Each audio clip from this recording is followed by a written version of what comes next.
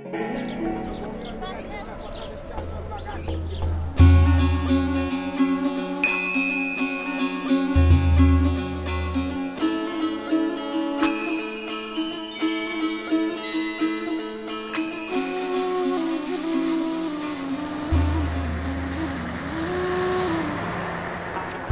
suis allée à Bamiyan pour la première fois en 2004.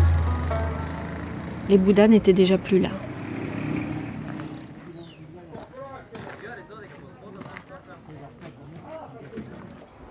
Je suis retournée plusieurs fois à Bamiyan par la suite. Pourtant, je n'ai jamais réussi à m'intéresser sincèrement à la valeur ou à la signification historique, archéologique des Bouddhas. J'ai toujours fait semblant. En retournant cette année, j'ai compris que ce qui me touchait, ce que je cherchais, c'était ce que ces statues avaient vu, de quoi elles avaient été le témoin. Je me suis imaginé que les deux grands Bouddhas pouvaient voir ce qui se passait à leurs pieds, qu'ils savaient quelle vie menaient, par exemple, les habitants des grottes, juste creusées à côté dans la montagne.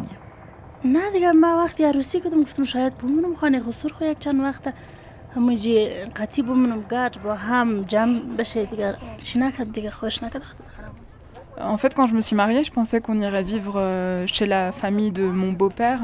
Je pensais pas qu'on viendrait ici dans une grotte.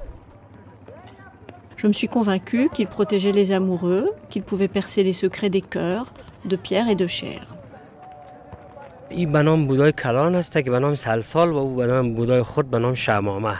Alors ici, en fait, c'est le grand Bouddha qu'on appelle Salsol, et à côté, on a le petit qui s'appelle Chamama.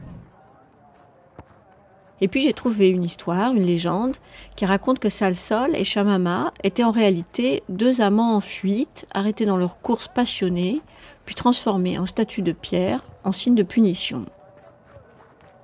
Alors j'ai cherché d'autres histoires d'amants en fuite.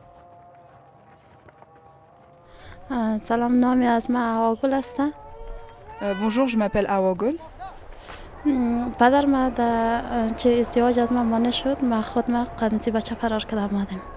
Mon père n'a pas voulu que je me marie avec un garçon, alors je me suis enfuie avec lui et je suis venue ici.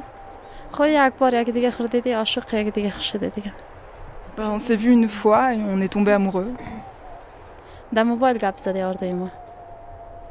Puis on a commencé à chatter par le téléphone. En regardant le bazar, lui aussi dominé par les deux statues, j'ai donc décidé de prendre en quelque sorte le point de vue des Bouddhas et de vous raconter 2 ou 3 choses qu'ils voient ou ont vues de l'Afghanistan d'aujourd'hui, en son et en images sur France Culture, un journal sonore de l'intérieur.